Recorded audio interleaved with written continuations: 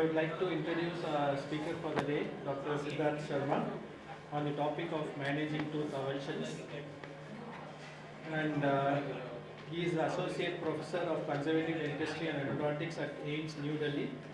He is in India's only endodontist to be a fellow of the International Association of Dental Traumatology and also a diplomat of the Indian Board of Endodontics, and he is also a fellow of dental surgery from Glasgow. With over 56 publications and pioneering work in guided endodontics and dental traumatology, he will speak today on this topic of tooth avulsions and how to manage them. Welcome, sir.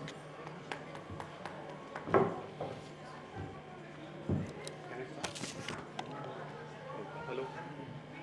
Hello. A very good afternoon, everyone. Thank you for the warm introduction. Sir,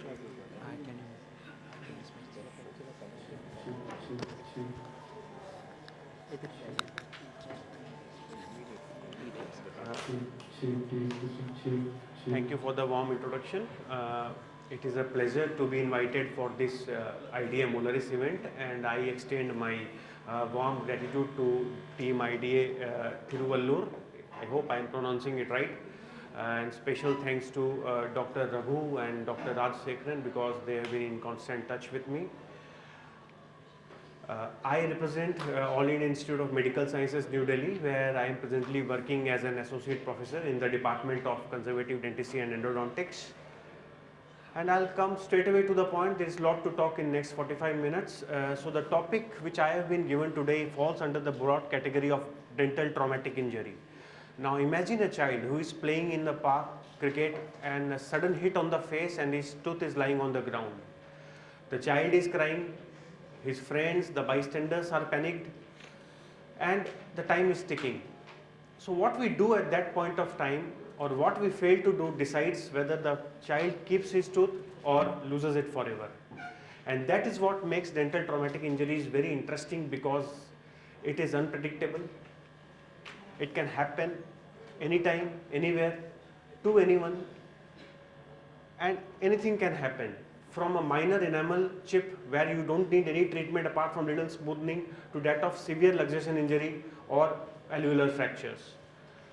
One of this injury is dental avulsion injury. Now dental avulsion is defined as the total displacement of the tooth outside the socket, and it is considered to be one of the severest of the dental traumatic injuries, because you see here both the pulpal neurovascular supply as well as the pedial ligament cells are totally teared off.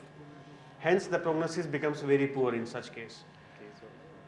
And fortunately though, such case the frequency is very less. I think all the practitioners who are sitting here, they might have seen less than 10, or maybe they can count on their fingers the time they have seen avulsion in their clinic. So fortunately they are less, but yes, they are very important, because it is one of the very few emergency situations in dentistry where you really need to act fast.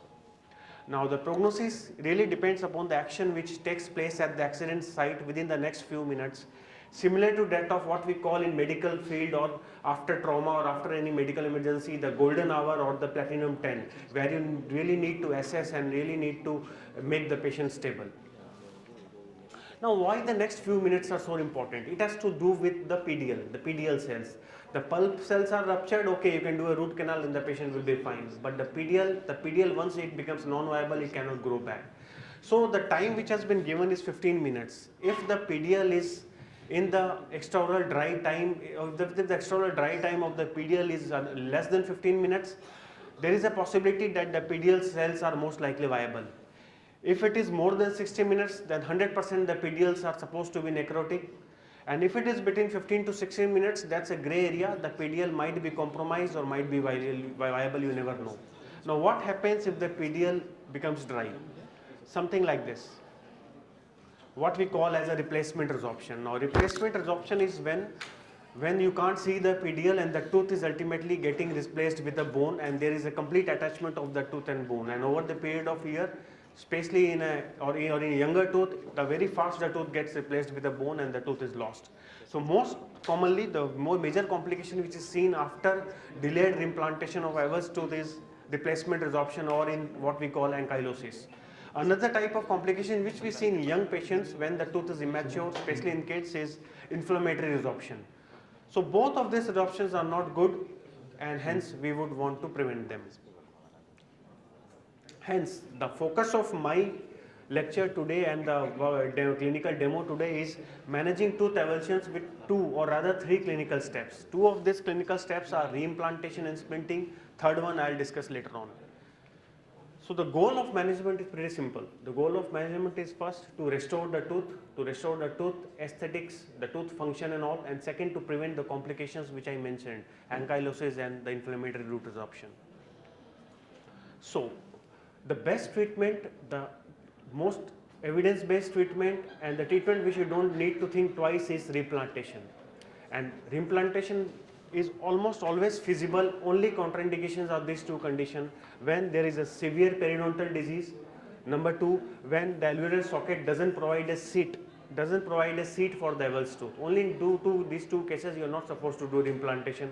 Otherwise, irrespective of the external dry period, you are supposed to do the reimplantation period. Now, reimplantation is best done at the site of the accident where dentist is not present. So somebody knowledgeable or somebody who is aware of what to do should be present there. So what should be done at the site of the accident is hold the tooth by the white part. You have to, and when you have to make the understand the patient, the layman, you have to tell him that hold the tooth with the white part, hold the tooth by the crown. Rinse it in tap water for 10 seconds. Often it is dirty, it is contaminated, so rinse it in tap water and then stick it, reimplant it. Ask the patient to bite on a handkerchief or bite on a tissue paper and then refer to a dental office. So if you manage to do this step within 15 minutes, ideally within 5 minutes, nothing will happen to the tooth. Sometimes the reimplantation is not possible, the patient is unconscious, or sometimes the child is too cranky, too crying, not possible. In that case, the best treatment is to put to the tooth in a storage media. Now, the best storage media is HBSS. These are the organ preserving media, but it is not feasible, it is not practical to expect HBSS at anywhere. So the best media, the second alternative is milk, which is easily available everywhere. So put it in milk. If the milk is not feasible, the best is patient saliva. Ask the patient to spit in the container and then put the tooth in it. If that is not possible, saline. And if anything is not possible, water is not a good storage media, but it is better than keeping the tooth dry. So don't keep the tooth dry, best is milk.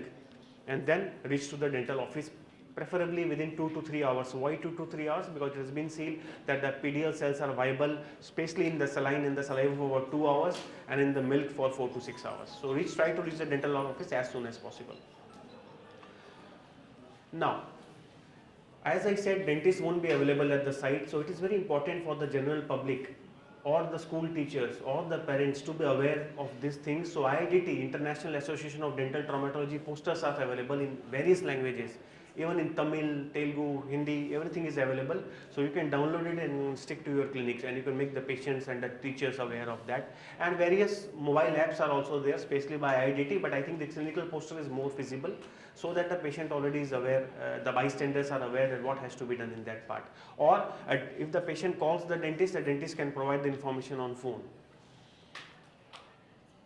But I in my lifetime have seen how much 5 or 6 avulsed case, and none of the cases I have seen which have reached to us within 1 hour. Forget 1 hour, none has reached us within 2 to 3 hours. Best I have seen is one patient came to us next day with stored it in water. Most of the time it comes to us like this.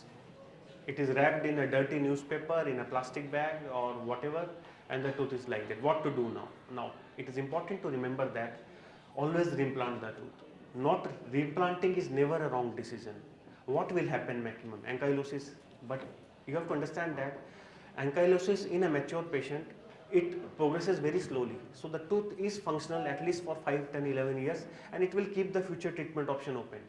Ankylosis is a problem in kids, but still you reimplant it if it is a delayed implantation. What happens in a kid if you reimplant it, temporarily it will restore the aesthetics and function. In a kid anyway you can't do an implant.